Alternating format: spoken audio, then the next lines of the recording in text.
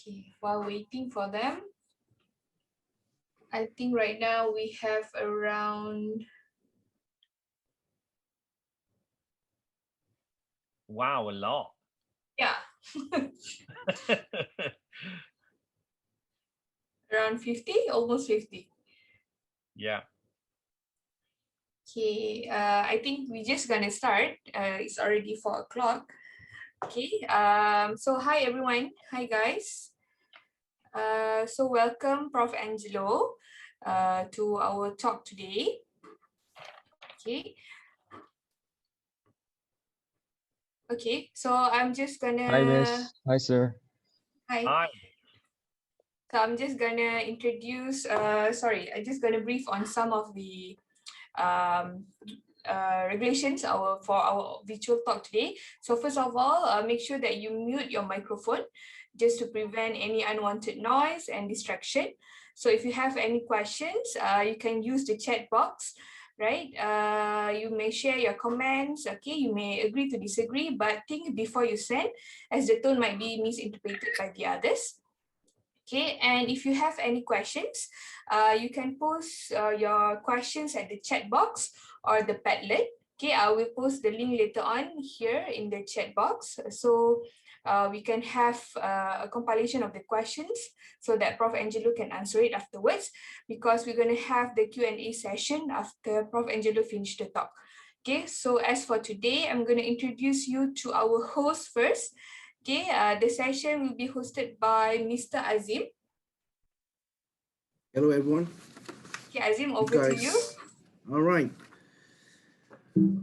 Okay, thank you. Thank you, Dr. Leah. All right. Greetings and a very good evening to Head of Department, Associate Professor Dr. Veronica Ng, Module Leader of Architecture, History and Theories, Dr. Filzani, fellow lecturers, colleagues, beloved students of architecture, and of course, to our distinguished guest speaker, Professor Angelo Maggi of the IUAV, University of Venice, Italy. And I believe he is broadcasting live, okay, from Italy. So I guess it's not a good evening for him, it's a good morning. Professor, buongiorno, is it correct? Buongiorno? Buongiorno, buongiorno, yeah. Okay, and one more thing, come va? Bene, molto bene. All right, all right. So once again, I welcome everyone to our first session of SABD lecture series of 2021. My name is Azim Sulaiman, and I'll be your main host for today's seminar. Right, before we start, I would like to express my gratitude to every single person who sincerely committed to organize this event.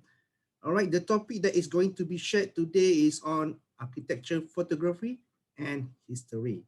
Okay, a little bit information of our guest speaker. Okay, currently, Prof. Angelo is teaching at the IUAV, University of Venice. And of course, he's the icon of the architecture photography in IUAV. All right, ladies and gentlemen, without further ado, I'd like to invite Professor Angelo to the screen. After you, Professor. Thank you.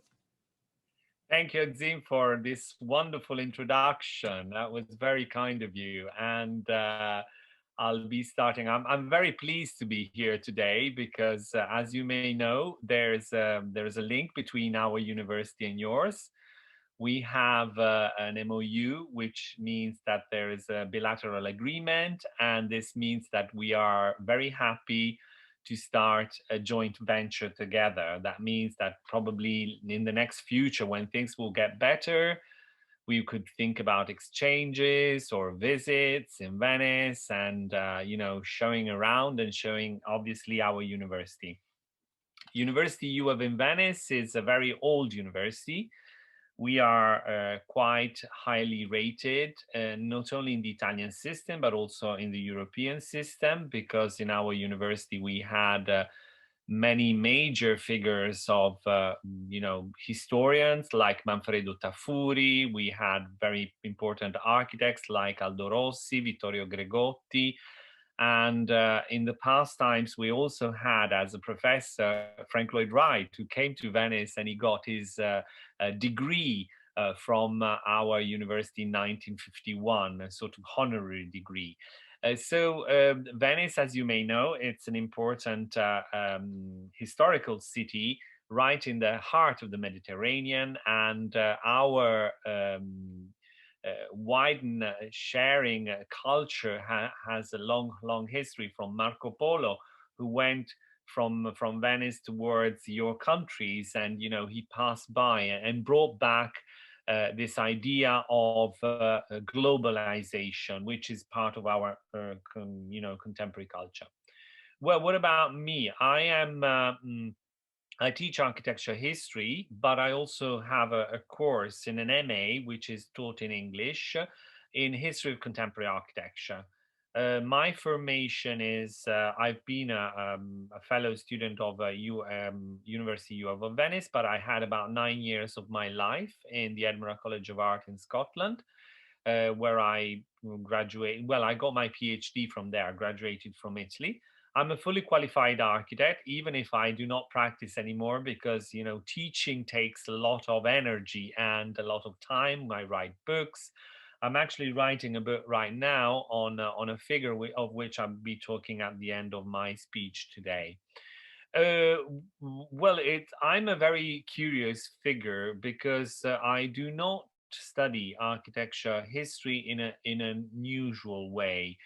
I've used as one of my major sources to understand the developing of architecture, photography and drawing. So I use iconography to understand what had happened to a building before we act on the building itself. This is the role of architecture historians, who normally will explain you the style of a building, set it in an historical context, and maybe later on it will be transformed with a contemporary project. Even contemporary architecture has its own history and its own heritage as well. But let me share my thoughts with you. I've prepared a lecture which will explain you a bit better the role of photography and how it will help us to understand history of architecture. Okay, let me share this.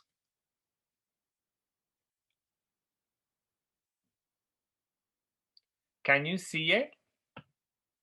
I'll take this off. All good. Okay, good.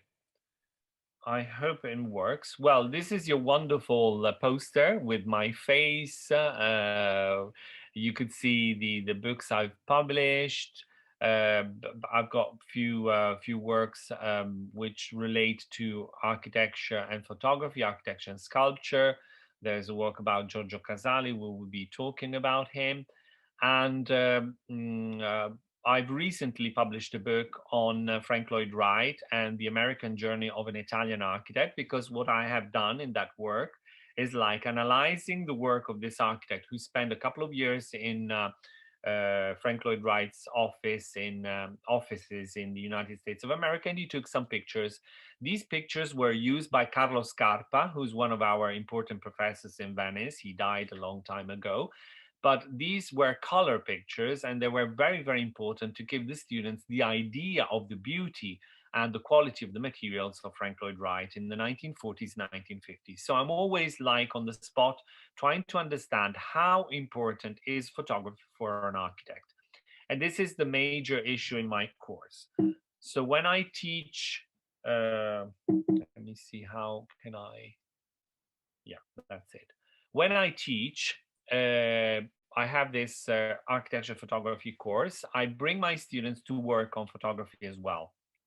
They normally do an exercise. They do all the history of photography with me. And this is a project we did together on Bridgescape in 2004. It's an exhibition which was organized in a very, very popular museum in Italy, in Villa Pisani, very close to Venice. And these are the students which are looking closely to these bridges, which were contemporary bridges in the landscape. and let them understand better how to analyze these features in the landscape. So it's not only a matter of having a good camera and producing a photographer, but what I want for them is like using photography as a tool to understand what is surrounding them, to do better projects and to fix them in a better context. Well, this is the quality of some of the images which turned out. As you can see, this is a project on photography in Paris. Some of our students went there and they did this wonderful job. And this is another project I worked on which I'll be talking to you.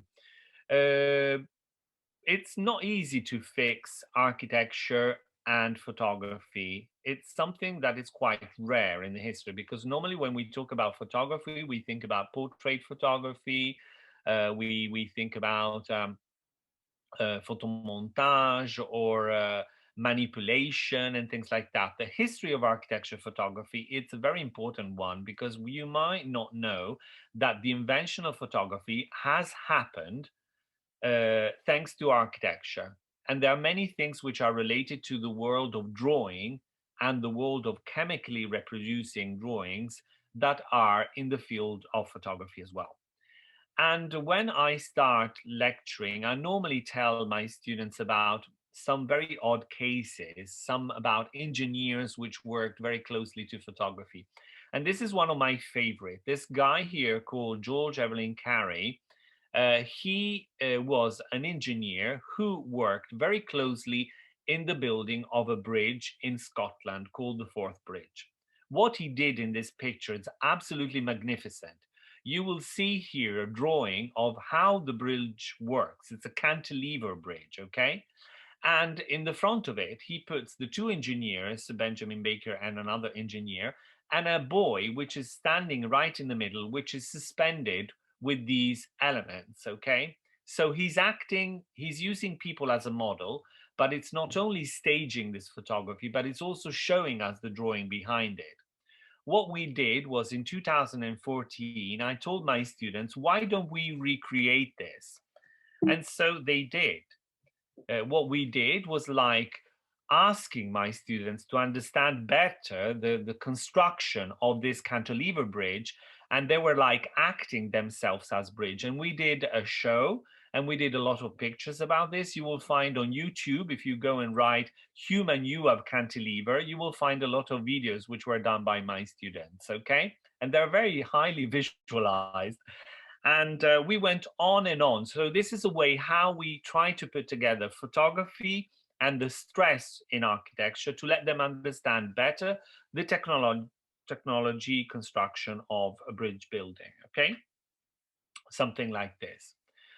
Obviously, it sounds like we are very funny people, but this is the tradition of European universities like the Bauhaus or places like that, because what they did was like having a role, which is not also only a teaching role where you do show yourself that you are the professor. We need the dialogue, because students will understand better what happens when they experiment it on their own body.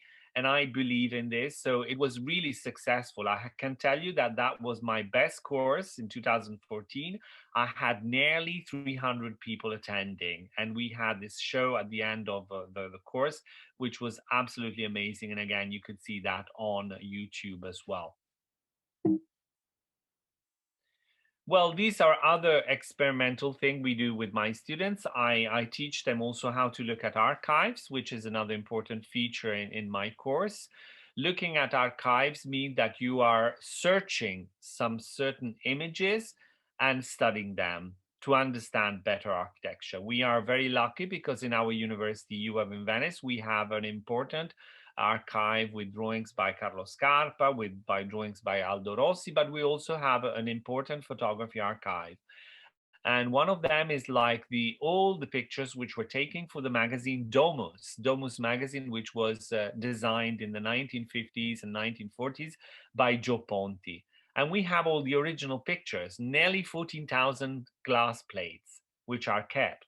And so this means that our students can go through the original images and study the history of design, the history of architecture through the original pictures which were taken. And this is one of the exercise we did as a show through one of the major photographer who did take pictures for this magazine, like also for Casabella or other architecture magazines of the time.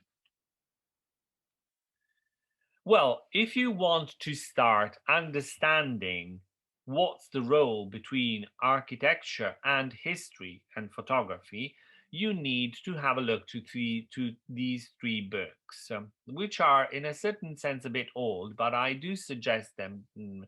I give advice on these books because I think that you will find a good trace, a good starting point here. You'll get, passionate about the beauty of some images which were taken by famous photographers. One is by Selwyn Robinson and Joel Hirschman. This is an old book called Architecture Transformed. It's a history of the photography and the buildings.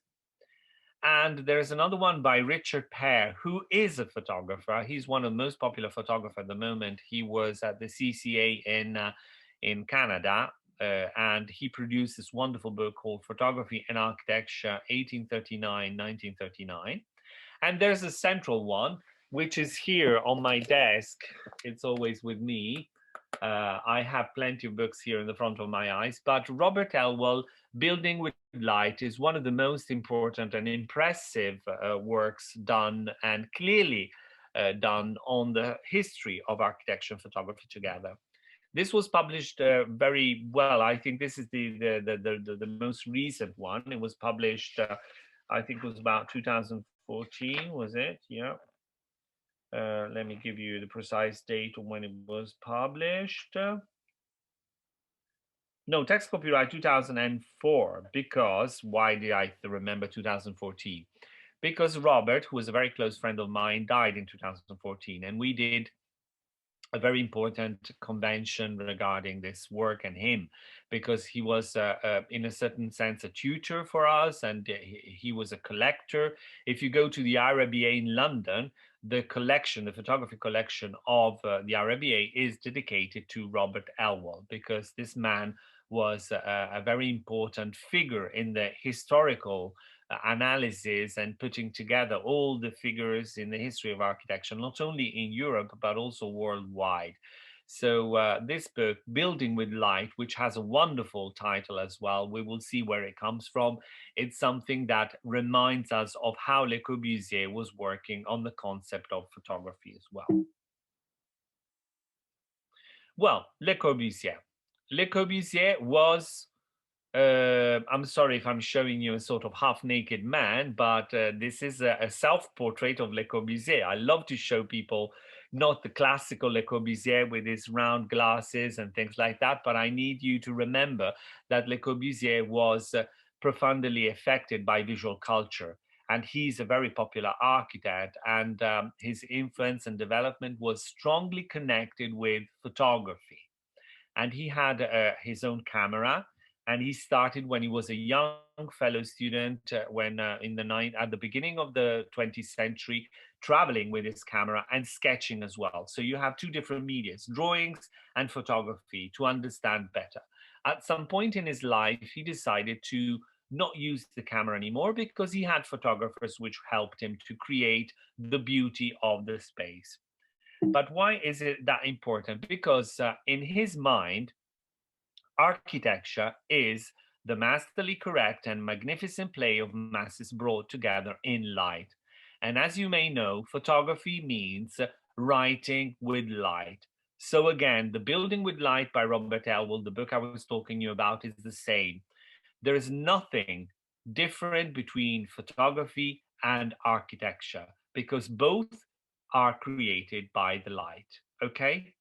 This is, if you get this as a starting point, you'll understand very quickly how important it is to make a photography, how a photography could become a project in your life, how photography is an important tool for your own ideas, to express them and maybe to create new ideas and create other magnificent plays and of masses brought up and brought together to light. So, well, as you can understand, I'm a very odd teacher, so I'm not telling everybody, you know, the historical background. I do that, obviously, but I do it in a very funny way. So what impresses me very much about this picture I'm showing you is that you could easily understand the concept behind the church of Ronchamp, which was designed by Le Corbusier, just putting a book on your head.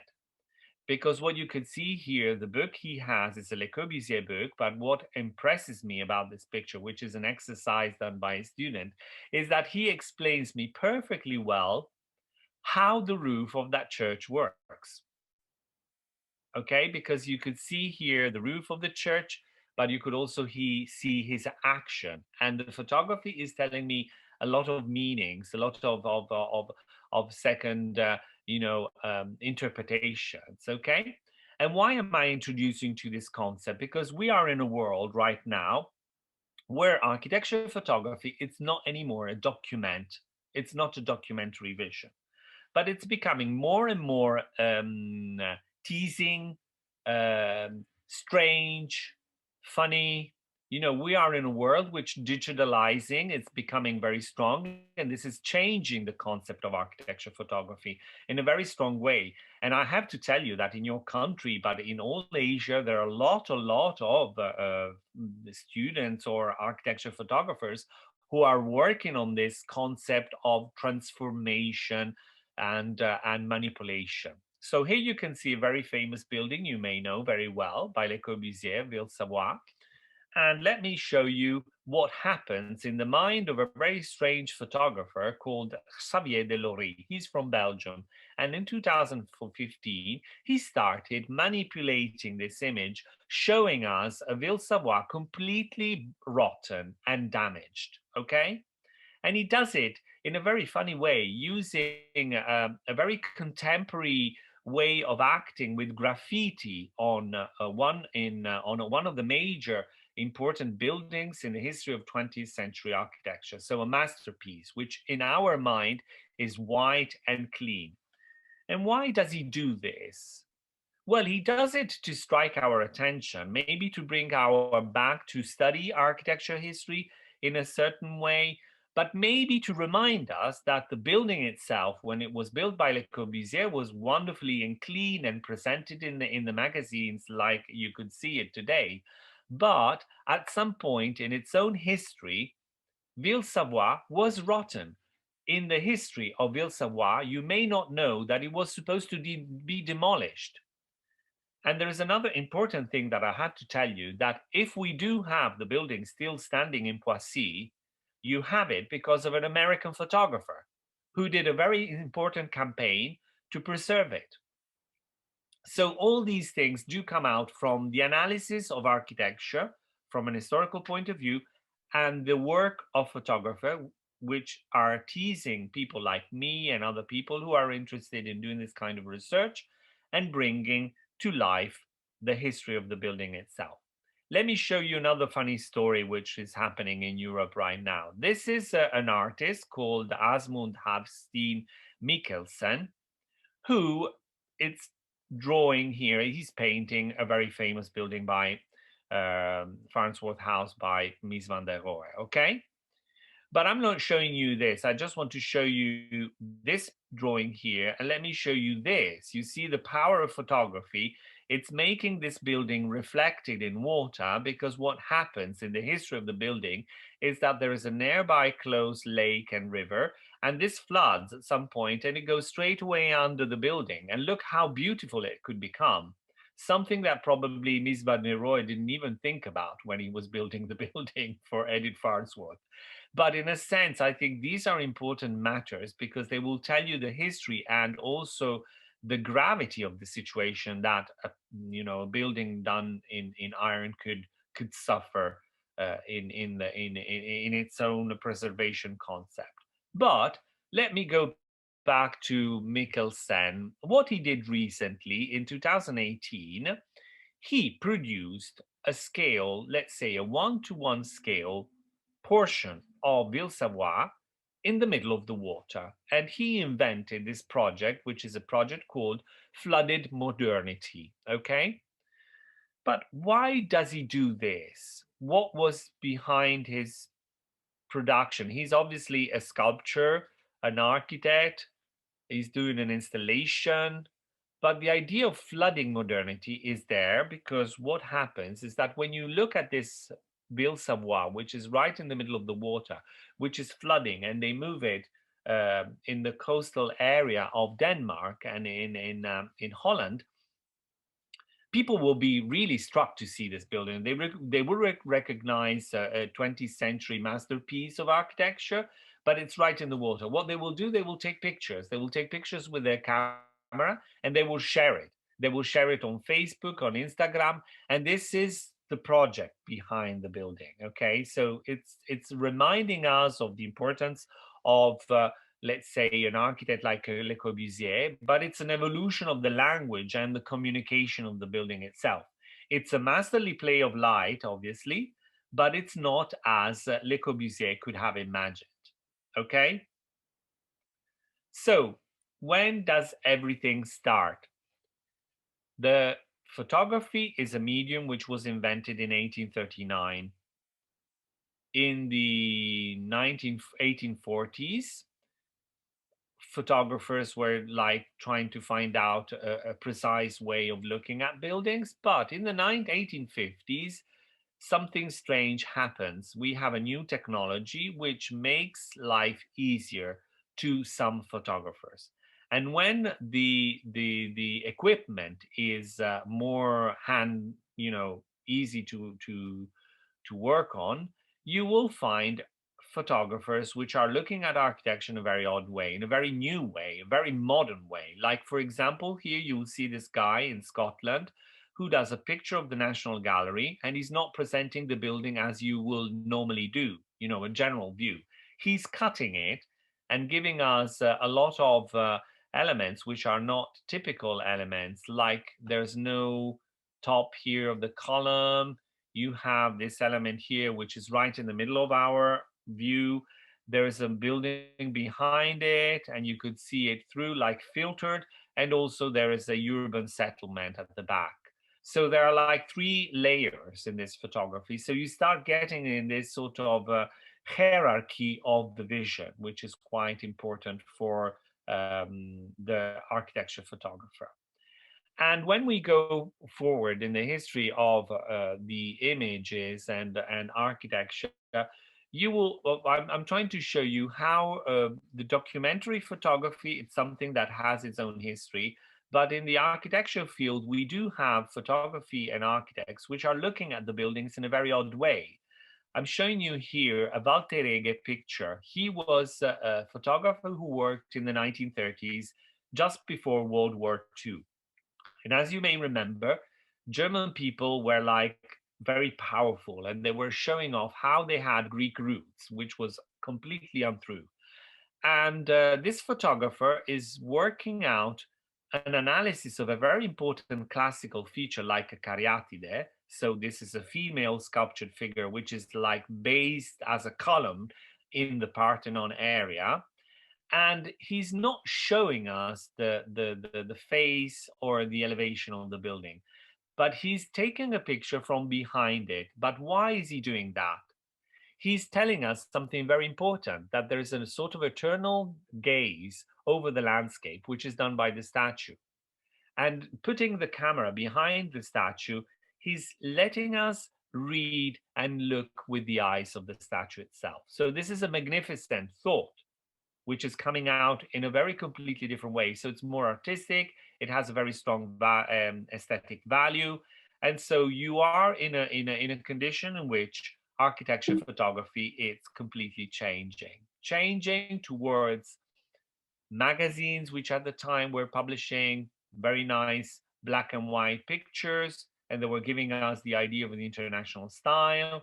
You have people like Francis Roland Yerbury, who's an English photographer. His collection is kept at Bedford Square at the AA Association. So there's an important school where Zaha Hadid had her years of formation. and probably she was in touch with these materials. Okay, so looking at pictures helps us to construct our vision of architecture. So think about how important was for her, breaking the rules, having these first perspectives. And when you look at these images, you can probably understand that these were like materials where to, start growing up your vision. And I strongly suggest you to look at these photographers in the 1930s and the 1940s, because those were the glorious years. You could see here this magnificent picture of Werner Manz, which is a German photographer. And this is the period of the Bauhaus. And you could see here the facade of the building, but look how beautiful is the shadow, which is like touching the window. And you have this geometrical graphic layout over the picture. Okay, so these are when architecture and graphic design and photography are melting together in a very important project. Well, we spoke about Le Corbusier. Le Corbusier was a photographer at the beginning of his career. He was like using photography to communicate very much his own architecture. But at some point in his career, he decided to work with close with another photographer, which was called Lucien Hervé. And this is when he was building l'Unité d'Habitation in Marseille. This is when he was building Ronchamp. And we have a lot of wonderful images which were taken by this Hungarian fellow, which arrived in Paris. And they were like they were joining together in wonderful trips towards, let's say, Chandigarh in India. And we have these wonderful pictures which were taken. What was so striking about him? Well, Le Corbusier thought that Lucien Hervé was an architect photographer, so he was even better than what he could have created. This is a Beton Brut building. You could see this is the lower part of l'Unité d'Habitation. This is an abstracted painting or an abstraction photography. So the architect, the major architect, Le Corbusier, at some point recognized in this language something that he couldn't even think about when he was doing the project. So there's a further step. There is a life behind the history of the building itself. So someone who's interpreting the building is helping us to understand it better, to see how light works on the structure. And this is a very funny picture that Lucien Hervé took at Ronchamp. Because Le Corbusier made a specific spot for everybody to take a picture from. And that's the iconic image of Notre Dame du Haut by Le Corbusier, the Church of Ronchamp. And what Lucien Hervé does, he doesn't go on the top of that tiny little hill, but he takes a picture from behind it, and that he puts the hill right in the front of the building itself. So this is a very funny anecdote to make him, make us also laugh. In my work, historical work, I have done translation of books in Italian from English. And one of them, which is a very important book published in 1949, is this manual called Focus on Architecture and Sculpture, which was written by one of the most important architecture photographers at that time in the 1940s from Germany, called Helmut Gernsheim. This book, you can find it on second hand if you want. I do strongly suggest you to read it if you have a passion for photography, because he gives you the original approach to how to take pictures at buildings and how to make them lively. Let's have a look. That's him in the 1950s. He's a very important figure because he's the man who discovered the first ever picture taking of a building in 1826, before the invention of photography, the official invention of photography. So he's not only a photographer, but he's also an historian of photography and an architecture photographer. Let's have a look to some of his wonderful pictures, which are presented in this book called Focus on Architecture. He was a German in London during the World War, And that's not good, because you can imagine that if German people were bombing London, and him taking pictures of this sort of ruins was not something nice and very much appreciated by the British people. But at some point, he had a lot of problems when he was there. But he produced these magnificent pictures. One of them is St. Paul's Cathedral through the ruins, and you could see again a filter. And the other one is the picturesque by enemy action. So the idea of how London became like a sort of classical ruin, like in a painting, and everything was caused by the enemy action. So I like his work because he has a very strong feeling with the texture of the building. He goes very close to the ancient world. He will give us the detail. He will make us become better architects, I would say, because when we are traveling, we are looking at classical buildings or buildings in your own country. You do have magnificent works which are kept even in your country, not only colonial, but your vernacular architecture. So these need to be read with a closer eye, and photography is not, well, photography should make you like think about it. So stand in the front of the building and spend there a bit of time, like looking at it, and bringing back your own feeling about the building. This is what he's teaching us. He's telling us how important it is to feel the space and make your own picture. Here, for example, it was like hanging over the staircase in the middle of this tower bell of St. Paul's Cathedral. So you have this wonderful spiral which is coming up. And I'm sure you do like it because, whoever is attending a course in architecture, you really love, looking at good images. And that's what you might have to do. I have also an Instagram account, which I will give you afterwards if you want to follow a bit me. That's quite funny because my son and my younger son, called Emanuele, he's always complaining about my pictures because he keeps telling me that I am not a photographer, and that's true.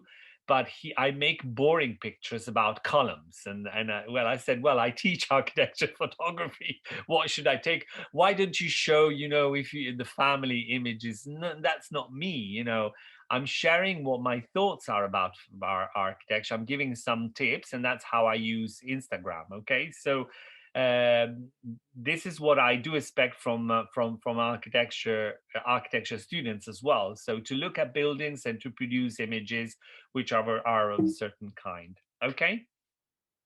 So I'm giving you other tips. So you could order these books for your library if you don't have them already. But in 2014, which was a specific year, the year in which I said we lost Robert Elwell, in London, we had two major exhibitions, which were really, really important. One was Constructing Worlds and Photography and Architecture in the Modern Era. And the other one is a Fiden book called Shooting Space. So interpreting contemporary architecture and photography. These books are quite handy because they have inside a lot of good names of the architecture photography now.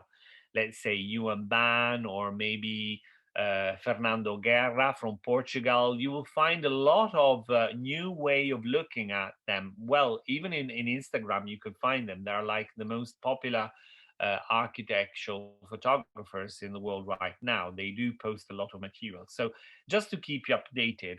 And what happened in this show, that they went back to reanalyze and look at very important figures of the history of photography architecture, like Julius Schulman, who was an American photographer, and he tells us all the history of the beauty of the study case houses in California. These are magnificent pictures, very, very nice. You have the concept of the man which is looking over, again, that lady which I was showing you in Walter Hege picture from the Parthenon area. Here you have the man which is romantically looking over Los Angeles in this wonderful setting.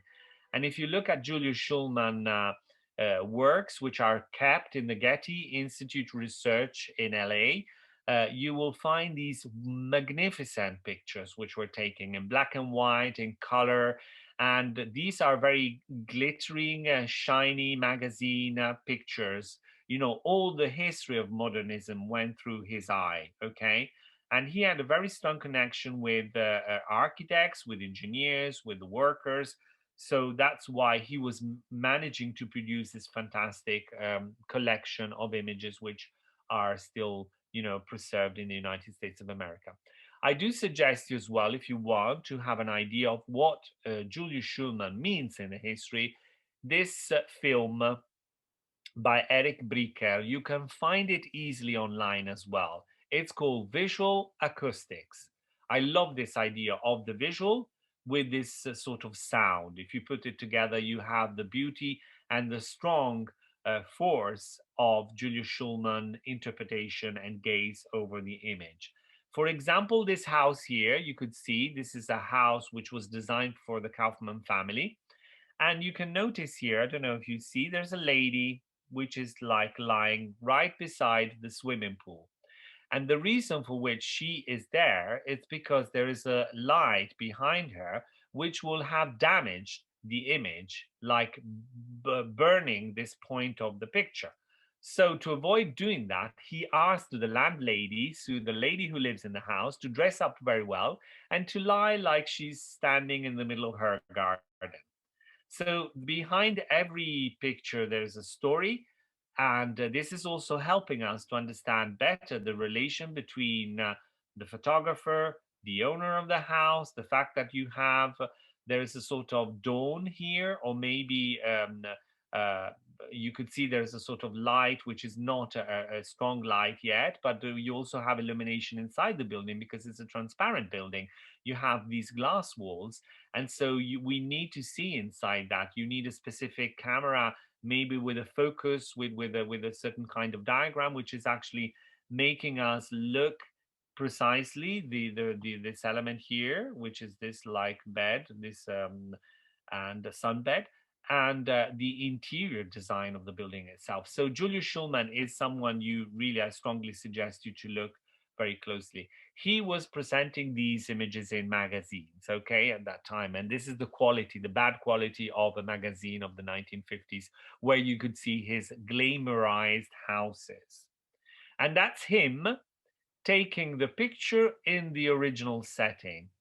The building which we're talking about was completely changed in the years. It was done in the 1950s. Owners sold it after other people did the conservatory. They changed it completely. So the original design by Neutra, who was the architect of this building, had completely gone.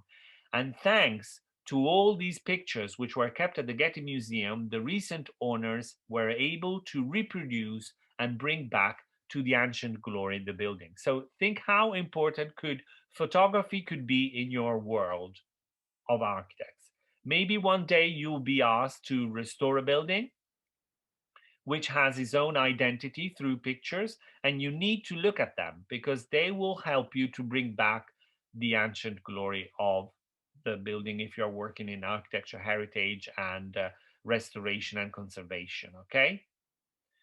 Let's have a look to some very funny other people in here. We have this guy called Herman Van Dem Bom. He's a German young photographer who's doing a lot of work on anthropology and the way buildings do present themselves in the countryside. This is a project of a town expansion. So it's a urban planning project where people could get a piece of land and build their own house. The only thing they they are forced to put together the two buildings, okay? And what happens is because there is a strong liberty and there's no control between the style of a house of another, you do get this. So at some point you are forced to see like a brick house with a sort of new style Bauhaus house. And what happens is that when you are walking through the streets, you really are impressed by these two little things which are not discussing to each other. So they are not linked. And he's making a sort of accusation, like doing this work, Neighbors #2, he's trying to tell us, well, why don't we make a better architecture? So photography could be like provocative at some point. Photography of architecture could tell us a lot of things about manipulation. These are the big names of the time now. Philippe Dujardin, he's from Belgium. He was in the Biennale in Venice, in a recent architecture Biennale. They dedicated to him. These are manipulated images. So these are photoshopped, okay? And I think we should start thinking that even that manipulation is an important issue in the history of photography and architecture, because it's telling us a lot of things. I think that manipulation is giving us ideas as well. For example, this is an old picture by Philippe Dujardin, and I want to show you that this meteorite, this big stone right in the middle of two houses, may have been an inspiration for Libeskind in this project for this VNA extension. So if you go back, we could see this.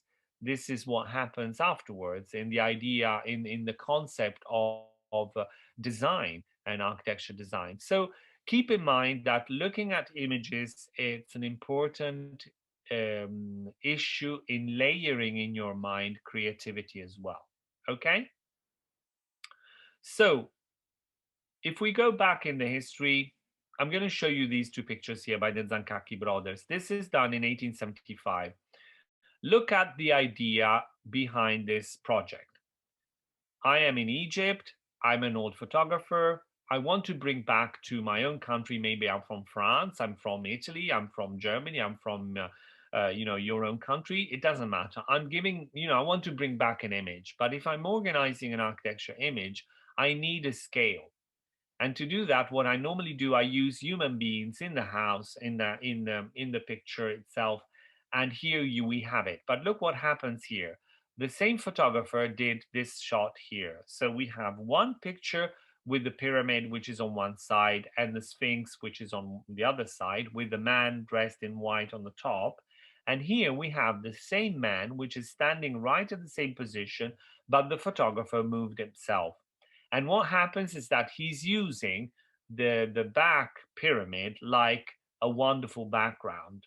And again, giving us, generating creativity, but beauty in the image itself. So this is a project. When I say that there's a project behind buildings and photography, this is what I mean.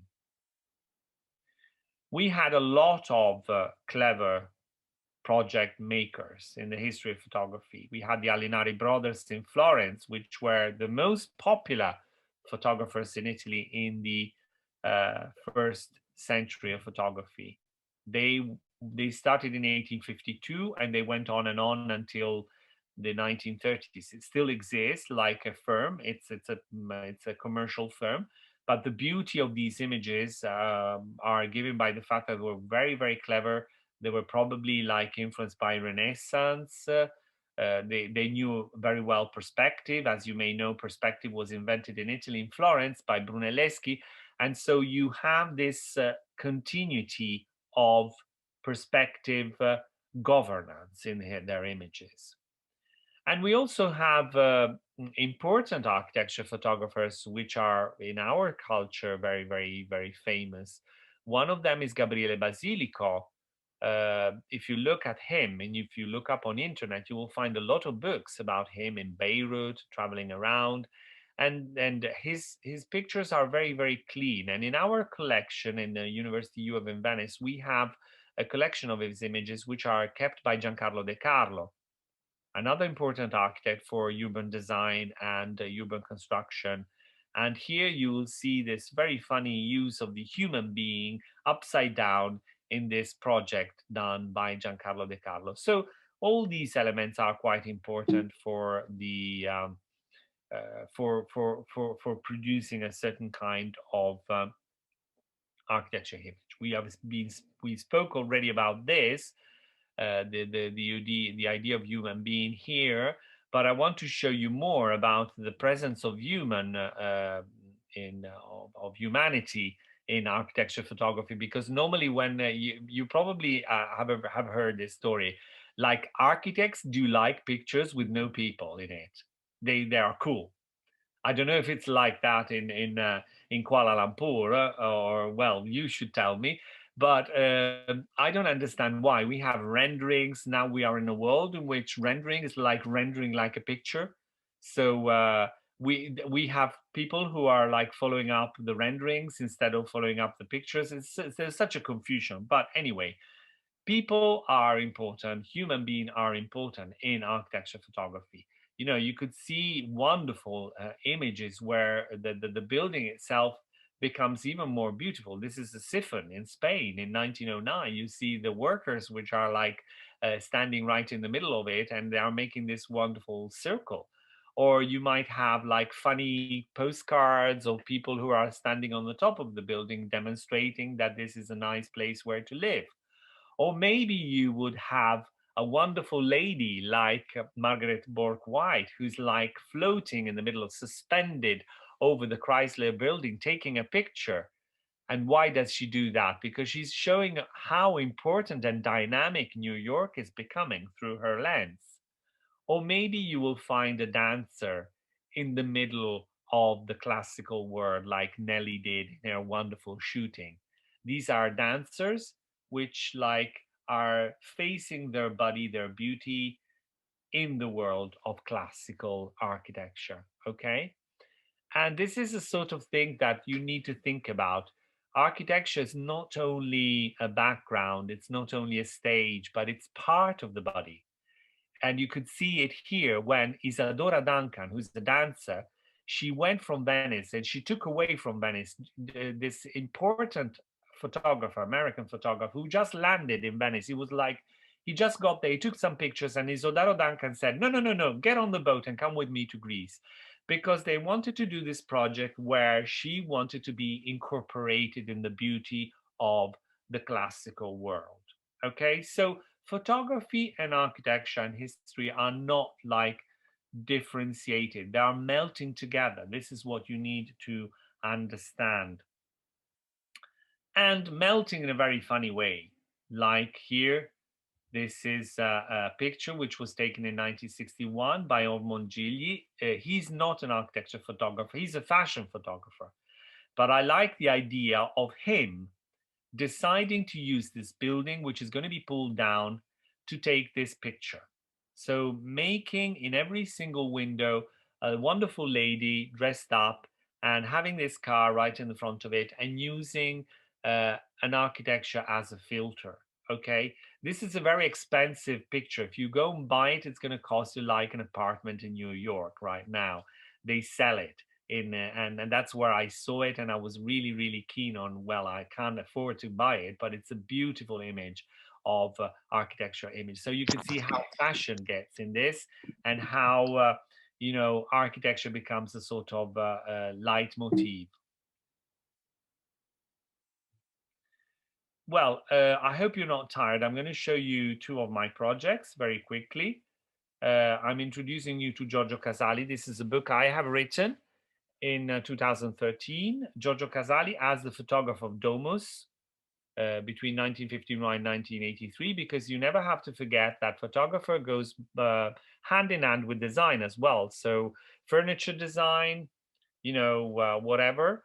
And the people who like were promoting the made in Italy are very important. So if we are very, very famous worldwide because we do produce a certain kind of chair, we design lamps and things that you are very interested in, I think you need to know about this man who made in Italy iconic. And you could see it here from these two pictures which I'm showing you. This is a chair designed in 1952 by Gio Ponti, called Superleggera. What does that mean? That superleggera in Italian means it's super light. And what's the beauty of this picture? Well, you could see it. There's a lady, which is a home desperate housewife, okay, and she's cleaning the house, and she's actually handing this wonderful chair with one finger. So she's not going to get hurted. She's just going to move the furniture around. She could clean very quickly. And even a kid could rise this chair with one finger. So the idea is like I am communicating with my project, even with my picture project, how quick, you know, it could be having a super light chair. This is the same thing he did when with architecture as well. He was looking at Italian buildings, but without going to the United States of America. And he took wonderful pictures of buildings which were done in Italy that looked done by Mies van der Rohe. Let me show you this picture here. And you could see how important it becomes for the photographer to create a feeling of what you will make in your own identity, a curiosity about the project. So what I'm trying to tell you here is, like, please do look at photography when you are doing your projects. There's an idea. You actually do it when you go to Google Images and you download these images. But at the same time, I think you need to look at books, look at old books, okay? Because in these old books, you will find a lot of suggestion. Don't only use web, okay? Because that's dangerous. It's okay, it's good. But I think at some point, spend a bit of time flicking good architecture photography books, also history books. Flick through them, look at the Nicolaus Pevsner, look at you might have them in your library. So please do that. Or maybe look at the books which are monographs of the architects, which have been taken with pictures by famous photographers. So you have a specific language, which is probably telling you better what is the quality, the aesthetic quality of the building. This is my last argument, the last theme. I'm working now on George Abracada Smith. This is a sort of ongoing project for me. This is the man. Who is George Abracada Smith? If you look at my academia issue, I've published a lot of articles about him. He, for me, is the best architecture photographer. Well, I'm in love in a certain sense with his work because I was introduced to his work many, many years ago. And I was very lucky to be, part of a process of acquiring the archive, which is under my control in Italy right now.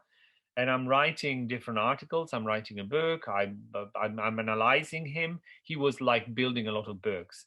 And some of these books were quite important because they were like distributing from the United States of America the concept of modernity in our countries, in the European continent. And these are some easy books that you can find for a cheap price. The New Architecture of Europe by Kida Smith. So he's not only a photographer. He is a critic. He's a writer. He's looking at things. He's a friend of Le Corbusier. He's a friend of Mies van der Rohe. He's a friend of everybody. But to illustrate his books, he did his own pictures. So he's a fully qualified architect, and he writes these magnificent build books. He did Switzerland builds. He did Sweden builds. He did Brazil builds. And the Navy builds, a lot of builds. This is, for example, the one which is related to Italy, published in 1955. And as you can see, it was translated in Italian and it was done in English as well, because it was trying to reach as much as he could people. He's like an educator. He's using photography and text to explain us how beautiful architecture is. And he does it with two important meanings, not only looking at contemporary architecture, but looking at the tradition. So remember that this is a message that he's giving us, like you should look at the past to make a better future. And the present and the past need to go together. So in all these books, you have its modern architecture and the native inheritance, okay? And this is a process, a creative process, which is making us understand the world. Because we can't forget how important the role of history was in our world. It doesn't matter if you don't have the classical Romans in your country. Who cares? You might have had something much more important, which is very, very vernacular, and it's going to be transformed in your hands when you're going to be a designer. And if you look at these things, like, for example, this wonderful book, you could see, I understand, I keep learning from him, looking at how he looked at the squares and how the place was like designed from a urban point of view, the town planning, the viewpoints.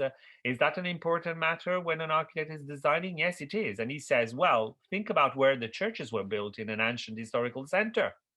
And that's an important way. Like, for example, here, he does an analysis, which I find absolutely fantastic, a comparison which looks like non-orthodox of a church, a Gothic church in Italy of St. Francis in Assisi, which has these promenade architecturali, he says, well, Le Corbusier didn't invent anything new. He probably got it from the past when he was doing his formation travel in Italy. And you could see that in a page. So he just says Ville Savoir Le Corbusier, and he compares it to this old building in the Gothic period in Italy. Okay? And another important thing he does is, like, when you are traveling, when you're walking through, you need to have a urban aesthetic value in your mind. So you need to look step by step how the city develops. And this is an important issue when you are doing a project. You can't keep forgetting it. I know this is old photography, okay? But this is something that you may be doing with new media. So you can do it with your iPhone. You can walk through a street before you do the project, because what can you do? It's like looking how this place has developed and maybe how to make it better. So this is what he does in his fantastic books. And look at this page here, which I really find one of the most exciting thing I've ever seen in my life. This is a very famous step in Italy. It's a Baroque step in Rome. It's called Trinità dei Monti. And what he does is, like, you can see that there are all these arrows which are numbered. There's number 1, number 2, number 3. And he does step by step, like him with the camera taking the picture. And you could see this, like, from number 1 to number 2 to number 3. It's a sort of cinema, like a sort of very old way. Remember, we are talking about 1955. But there are many architects who did this work. Many architects in the 1950s, we keep forgetting about them, who did an analysis of how you perceive the urban space and how your body moves in this space. Okay? So I could keep talking a lot, but I want to give you some more space, because I'd like to have some Q&A. I'd like to finish showing you the beauty of this book, which I'm actually working on. I've been working like an hour ago as well, before I started giving my talk, because I'm having a meeting on Friday to get this book published. And as soon as it happens, I hope I've managed to come and present it in your university, and maybe we could share a lot of thoughts about it. This is, as I said, a very interesting way of doing it. Even the colors of the book are important for this man. He's building books. I don't know if you know the colors of our flag. Italy builds it like green, white, and red. This is the red cover around it. So even when you look at it, it's like bringing you in the country through the colors of our flag. And also using these past and present elements here. This is showing you how important. I'll go back to show you this. This is the square of Palmanova. This is a Palmanova. Yeah. Palmanova is a city in the north of Italy. And this is Pierluigi Nervi's design of a roof. Okay. So he's comparing something which is done in concrete with a urban plan. And he's doing it without letting us know. So he's forcing us to just break the rules of design and go back over it, because that's the only way you can create and you can make a creative process when you are working on images, okay? This is the power of the architect, which is the same power that a photographer has to enlighten, to, design things and to make things completely beautiful. So I hope we will have one day Kuala Lumpur builds. And maybe it's going to be one of the students who's attending this lecture. So I'm finished. I hope you enjoyed my tour. Let me stop and let me see how many questions we do have here. Okay. Wow. All right. Wow, we've got plenty of questions. Who's helping me to do this? Okay, I'm gonna read the question. So guys, one question, ₱1. Okay. All right. So okay, before we go to the Q&A question session, I just want to give my thought on your sharing session. I think it was very. I learned a lot today, because all this while I do take photos. And it's just that When I take photos, just a photo. And then, so when I look at your slides, it's more like it's a new concept of photography. Okay, so like you said, photography is can be provocative. So I like that idea. So all right. So perhaps the first question. All right, Professor, are you ready? Yeah, I'm ready. I'm ready. All right. The first question: some tips for us who wants to kickstart or a newbie of architecture photography. All right, maybe some tips. Well, the tips are like, maybe you should look at other photographers. I think having a clear idea of how history of photography in architecture works, it's a good starting point. But as well, you could be a creative person, maybe getting a good camera and doing an early course with the photographer will help. Because obviously nowadays we can produce a lot of photography with our how do you say, with our iPhone or with our Samsung, whatever. And but I think there as well, there's a good starting point. But I do strongly suggest you to look at other people who are clever architecture photographers. You might have your own taste, okay? Maybe you like black and white, you like color photography, you like people in the pictures, you like them completely abstract. I can show you my Instagram if you want. So I'm very severe with myself, but I don't consider myself an architecture photographer. I love studying it, but I think I will start with a course. Okay, that's my answer. All right, thank you, Professor. Maybe after this you can type your Instagram name. Yeah, because, let me. Yeah, because I believe. Yeah, my Maganscotico. I think it's at Maganscotico. Let me find out. Because I believe you have lots of fans now, right? Well, I have about 750 people are following me, but it's not a matter of followers. I think I'm not that kind of person. I like sharing. I do follow a lot of architecture photographers. That's what I do. I use Instagram like, how do you say, a learning point, because that's where you will find a lot of material also to that's for example for what I just said before. Instagram account, I think it's at Maganscotico Angelo Maggi, but it's easy. I don't know if I need to do a link or if that's easier. Maybe I could do a link as well. I think if you give the name, I think they can look for it. Yeah, Maganscotico, which is Magan, it's Maggi Angelo Scotico. Why? Because I've been living in Scotland for so many years, and there's this designer who was called Vitruvius Scoticus. So it was like a stupid thing, my friend. I've got a lot of funny names. When I was in India last year, yes, I just got back just in time.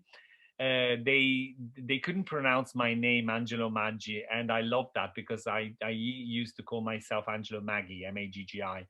And they invented this Baba Magai, which I really love. So this morning, because I was going to give you the talk, I said, how are they going to call you in Kuala Lumpur? I said, well, whatever, I love it. So when I was in Scotland, it was like Magan Scotico. So that's my name, my nickname, Scoticus. It's a sort of funny name. So maybe I'm going to get a name in Kuala Lumpur as well at some point. well, Professor, for your information, in Kuala Lumpur, the word Maggi is quite popular among students. Yeah, is it? Maggi? Yeah, but Maggi. Maggi. Okay, Maggi is fantastic. I love it. Maggi is wonderful. So I love it. Angelo Maggi, it's okay. Something easy to pronounce, not Maggi, which is very, very formal. So I've got my British passport. So in this case, I'm very proud of my Maggi sound. Okay, right. So let me... next up. Okay, next question. Okay, what is your opinion on the architectural photography or images shared in social media? Does this social media set a trend for the new era or relieve the love for architecture and photography? Yes, it does. I think it does in a very strong way. In the sense we cannot avoid it. It's a sort of flood which is over us. We need to be part of this change. The digital world. It's an after photography. It's called. Frederick Tin in the United States of America wrote a wonderful book called The After Photography. We have a lot of people who are working on the phenomena, and this is joining us all together. It's a global effect. We don't have like the regional photography now. We can share it. We can learn. We can learn tips from other photographers. You have a lot of, for example, tutorials. There's a guy, I think he's in Germany, but he's from India, and he does a lot of funny little things with colors. And I think fantasy and creativity is spread very easily through the media, so you don't have to be scared about it. It's something that will let you get in the world easier. I think I love it. I don't know, but again, Right. you need a profile. You need a specific profile. Obviously, you need to find your design creative line, the way you want to look at architecture, which is going to be yours and personal. You could share it with other people. Okay. All right. Thank you. All right. We go to the third question. Okay. In what aspect of the building, angles, scales, should we focus on if we want to make a good pictures stand out from the average? Okay. What you need to do, the first thing, this is history that tells you that you need to walk through the building. You need to be familiar with the space, and you need as well to look at the building. I would say several times. We live in a world where everything is quick. You take the picture and you run away. I think that's not a good way of doing it. What I would strongly suggest is like look at the building in the light, to see how the shades on the building do create themselves. This is what happens, because when you are making a building, you are inventing, creating it. There's a process of drawing after you have the work inside the building site. It takes a long time, but when you are looking at the building, obviously it's a minor time. I think what I strongly suggest is like become familiar. I can't imagine what is the best angle without looking at the building, and maybe what is the light doing at the building, because at some point you will get a glimpse, and that's a perfect picture. Okay, so I think that educating your eye is important. So you do it through Instagram, you do it through other pictures taken maybe in books, and after that you start acting you as a photographer, and you will find your own best standing point and best angle. Obviously, at the beginning, maybe you could be criticized. People will say this is a very bad picture. You don't have to get, demoralized or stressed out for that. You can do better. Let's do it better. Because when the picture has no caption, that's when it works. So the picture is telling everything. That's perfect. You don't need anything else, even if it's abstract. Okay. Okay. All right. Thank you. Okay. We have more questions. Okay. Oh, all right. Okay. Okay. All right. We go to question number 4, Leah. Yeah. Oh, yes. There's a. Oh, yeah, yeah. Can you give us a slide so we Well, know? no. You have recorded this lecture, haven't you? Have you Yeah, recorded it? yes, yes. Yeah, okay. I think that's sufficient, because I cannot give you the slides for copyright reasons. There are some pictures which are kept in archives, and I'm not allowed to share them. Okay. So I can give lectures, held lectures. You can record them. You can easily find the names, but if you want at the end, I can write the names of the books I suggested to you. But they are in the recording, so if you go backward and forward, you could easily see them. Yeah, yeah. I Is that think sufficient? Yeah. yeah, later on we shall share the recording The recording, yes. Please do to that. the audience. All right. Okay. Oh, next one is this is not a question. But looking forward to your next talk about your Published book. Well, Okay. I can, well, where is it? No, I haven't got it here. Well, I'm working on the book proposal now, so I can't say too much, but obviously you can understand it's on George Abracada Smith. Yes, we need, I would say, a year time to make it happen. Okay, it's a very hard job, but I will be back. I'm sure I will be back. I'll send a copy to your library. Okay. All right. That's very kind of you.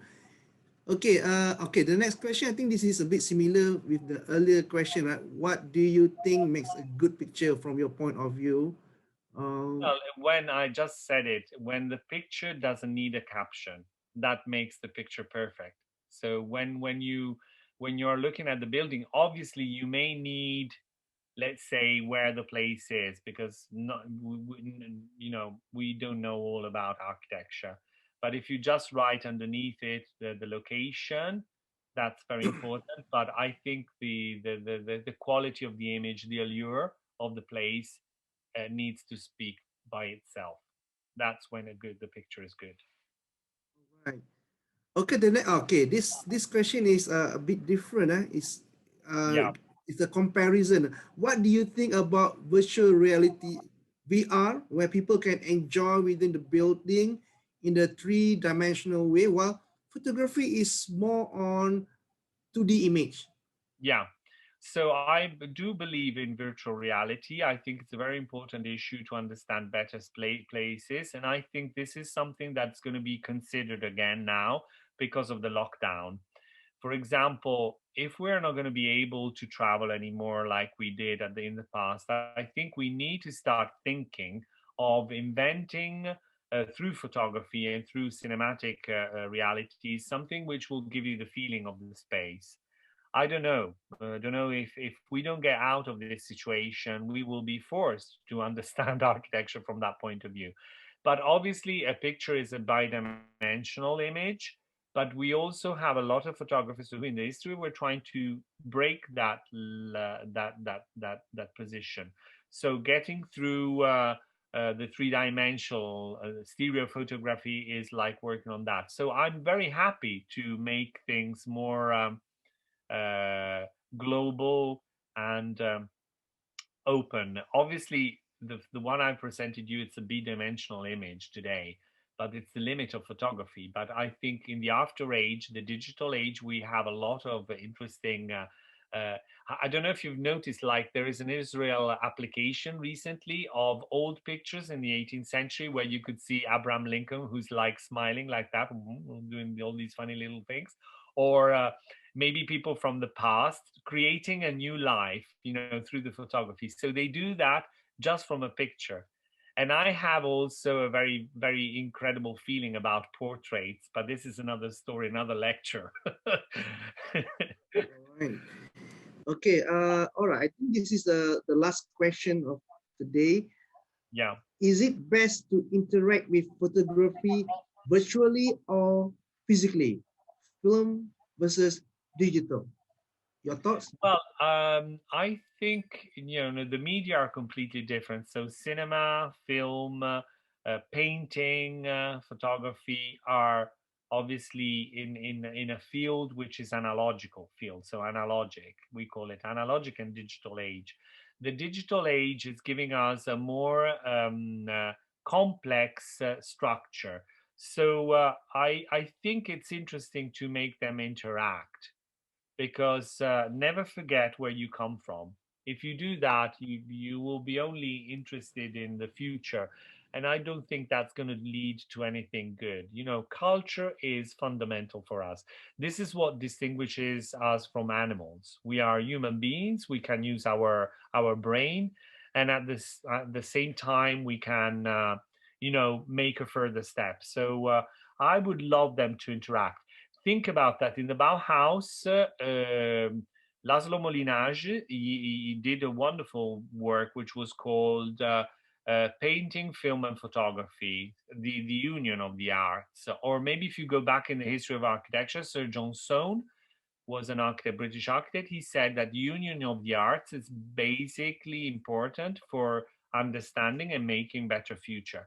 So I would say that they would never have to overlap on each other, but they need to work together, hand in hand. All right. Okay. Oh, there's one last question, Professor from Dr. Veronica. Yeah. You mentioned you are a different type of teacher. Okay, this is great. Can you share how do you teach history in architecture? Please, sir. Well, Share yes, with I us. can tell you that because my architecture history course is very, very unpopular with my fellow professors in the architecture history. They don't like it, but I don't care because they are very cathedratic. So architecture history has a timeline. We need to respect Brunelleschi, and after we have to go towards, let's go, when we're talking about urban history, we need to talk about the Barone Haussmann and things like that. That's not me. That's never going to be me. I think that what I've organized this year, for example, I'm doing it backwards. So I've started from the early contemporary, and I'm going towards John Soane in May and the fragments. So I always want to keep it lively. So I do normal chronological courses as well. Why not? But I force the students to look a lot at films and maybe filmmaking on architects, and obviously there is the power of photography as well, which I do put inside my history courses. But I also choose architects according to who I could share my thoughts with. For example, this year I had different people who are actually joining with Thursday talks. We have these Thursday talks on at 11 o'clock every Thursday, and we have an hour of a guest star, which is coming from the outside and giving us a thought about his ideas on contemporary architecture from an historical point of view or from a personal point of view as an architect. And this makes me feel the architecture history in the job, which the students are going to do. So I think what is quite important for me is not to give it like a pure architecture historian. I think things are changed, so we need to be more flexible, elastic. So in that way, I think it's important. Obviously, we write books about architecture history, but at the same time, I think it's important to not make it boring, because it's not only dates and history. We also have to find a link with the contemporary world. So whenever even when I do architecture photography course, I do give them a link with the contemporary world. So that's what I do with the architecture of contemporary history as well. So I change every year. Obviously I have my masterpieces, which are Charles Ridley Mackintosh, Sir John Soane. I do about 3 lectures on Sir John Soane, but that's the problem with me. When I was in UK, I did a show on wooden bridges in Switzerland and John Soane, and so I work on technology and architecture. I never forget about the materials. So what I do a lot of funny slides. Yeah, that's what I like very much. So I enrich them with colors and nice pictures. Show myself in some of these buildings as well, which is giving the students a more familiarity. Yeah, a bit like a showman, not yeah. Well, you know me now. So this is me. That's great. I would come to your class. Can I be your student? All of us will be your student. I think I need to learn your style, so I'm very curious about how you teach. So I think this is quite fun. So it can't be boring, can it? You know, if we make it boring, you know, people their eyes will go down.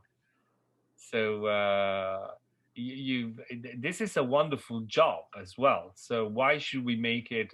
They always make us very, very unhappy, you know, with bureaucracy and all these papers and things like that.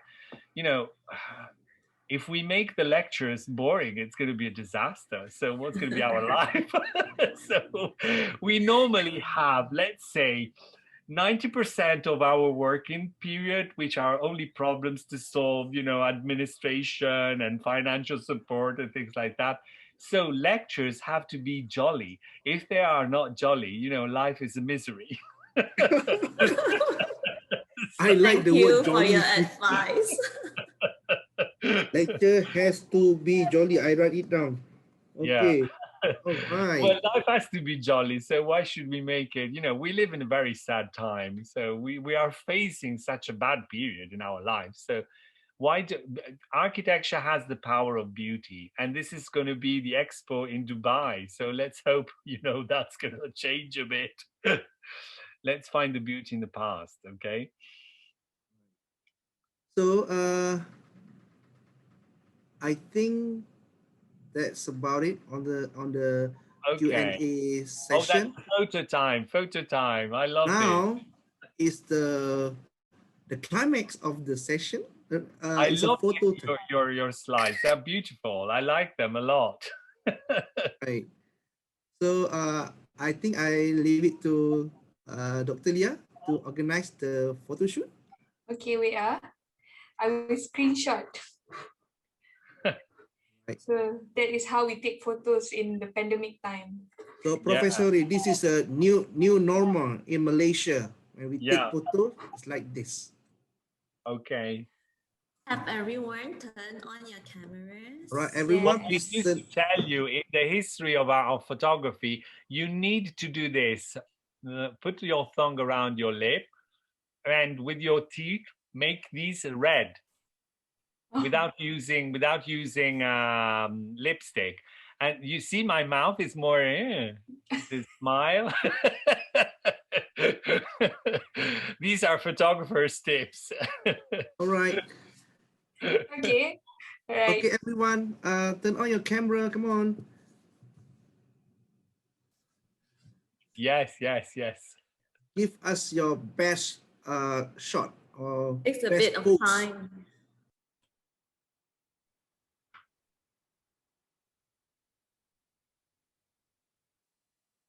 Okay.